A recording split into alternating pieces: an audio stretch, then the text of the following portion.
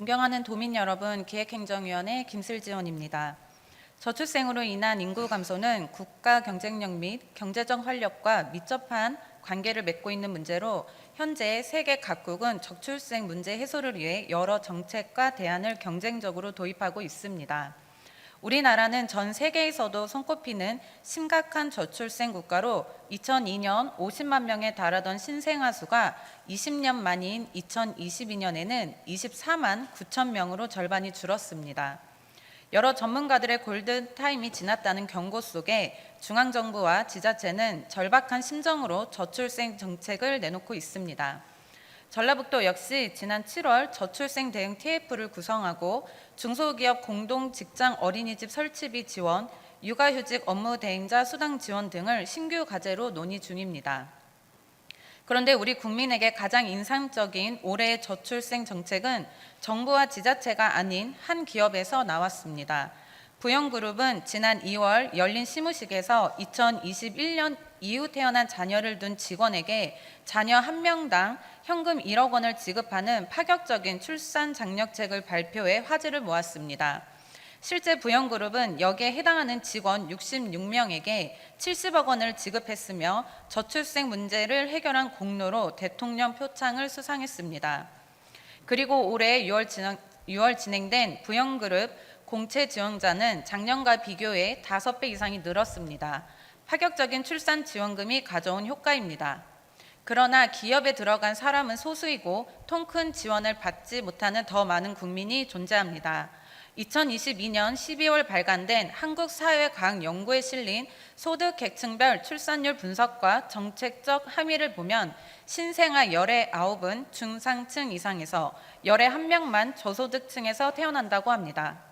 해당 연구진은 2010년부터 2019년까지의 소득별 구간에 따른 출생률을 분석했는데 저소득층은 2010년 11.2%에서 2019년 8.5%로 중산층은 42.5%에서 37%로 하락한 가운데 고소득층 가구만 46.5%에서 54.5%로 8% 증가한 것으로 나타났습니다.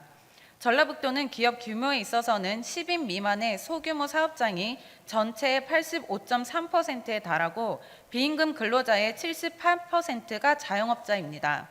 전국 17개 광역 가운데 경쟁력 지수가 가장 낮은 곳으로 소득 수준과 재정력 역시 취약한 상황입니다.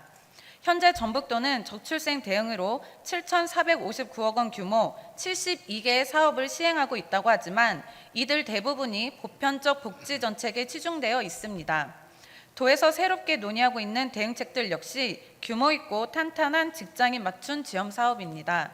경제적 상황이 어려운 소상공인, 자영업자 또는 농어촌에 특화된 사업은 찾아볼 수 없습니다. 일과 생활의 균형은 고사하고 휴업조차 쉽지 않은 분들에게 도가 내놓은 저출생 대책들이 얼마나 효용성을 가질 수 있을지 의문입니다.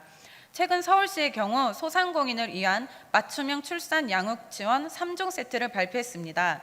구체적으로는 그간 저출생 대책으로 소외돼 있던 소상공인에게 육아휴직자 대체 인력 지원, 휴업 기간 중 임대료 및 공과금 지원, 민간 아이돌봄 서비스 연계를 지원하겠다는 정책을 발표했습니다. 김관영 지사님 그리고 관계 공무원 여러분, 새로 만들어지는 전북의 신규 저출생 대책은 유사한 기존의 지원을 강화하거나 비슷한 사례를 반복하는 것이 아니라 우리의 제도가 담지 못한 사회적 격차, 사각지대 문제를 해결하는 데 초점을 맞춰야 합니다. 사회 경제적 문제, 특히 격차로 인해 결혼과 육아를 포기하는 국민은 없어야 한다는 국민의 인간적 행복과 삶의 문제에 천착해야 합니다. 부족한 것을 모두 한 번에 해결할 수는 없습니다. 그래서 본 의원은 소상공인, 자영업자, 농어업에 특화된 출산 및 육아휴직 수당 지원 등 전북형 정책을 먼저 도입할 것을 제안합니다. 경청해 주셔서 감사합니다.